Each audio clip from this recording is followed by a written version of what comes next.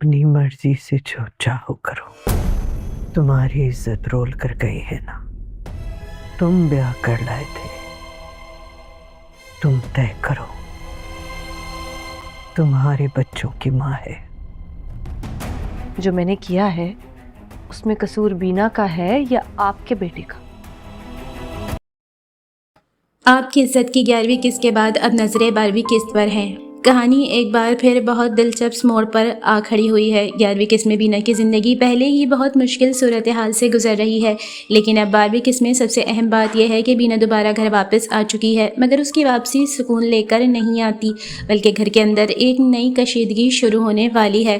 Promo میں جب بینا اپنی ساس کے سامنے آتی ہے تو ساس اسے یہ احساس دلاتی ہے کہ وہ گھر سے چلی گئی تھی اور سب کو چھوڑ کر بھاگ گئی تھی، لیکن بینا بھی اس بار خاموش رہنے کے بجائے صاف کہتی ہے کہ اگر قصور تھا تو اس کا نہیں بلکہ آپ کے بیٹے کا تھا۔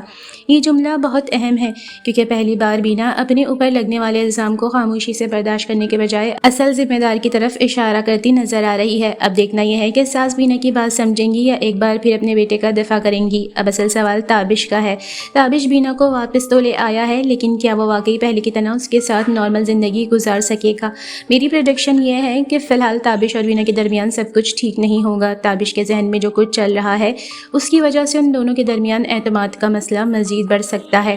ممکن ہے تابش بظاہر بینا کو قبول کر لے، لیکن اندر سے وہ ابھی بھی بہت سے سوالات میں الجھ رہا ہے، اور یہاں سے ناز والا معاملہ بھی دوبارہ اہم ہو سکتا ہے۔ مجھے لگتا ہے کہ فوری طور پر تابش ناز سے نکاح کرنے کا فیصلہ نہیں کرے گا، بلکہ پہلے حالات کو اپنے حق میں کرنے کی کوشش کرے گا، لیکن اگر بینا اور تابش کے درمیان فاصلے مزید بڑھتے ہیں تو ناز کے ساتھ نکاح کا راستہ دوبارہ کھل سکتا ہے، اور سبزی والے کو پکڑا گیا ہے اس کا معاملہ 12ویں قسط میں بہت اہم سوال کھڑے کرے گا کہ آخر اس شخص کو سزا ملے گی یا نہیں۔ میری پریڈکشن کے مطابق اس معاملے کو اتنی جلدی ختم نہیں کیا جائے گا۔ امکان ہے کہ اصل حقیقت سامنے آنے سے کچھ دیر پہلے راز کھل جائیں اور کسی ایسے شخص کا نام سامنے آ سکتا ہے جس پر ابھی تک شک نہیں کیا جا رہا۔ سب سے دلچسپ بات یہ ہے کہ پرومو میں تابش کے خلاف ایک خطرناک منصوبے کی طرف بھی اشارہ ملتا ہے، اس لیے اگلی قسط میں صرف بینا اور ساس کا ٹکراؤ نہیں بلکہ تابش کے لیے بھی صورتحال مزید مشکل ہو سکتی ہے۔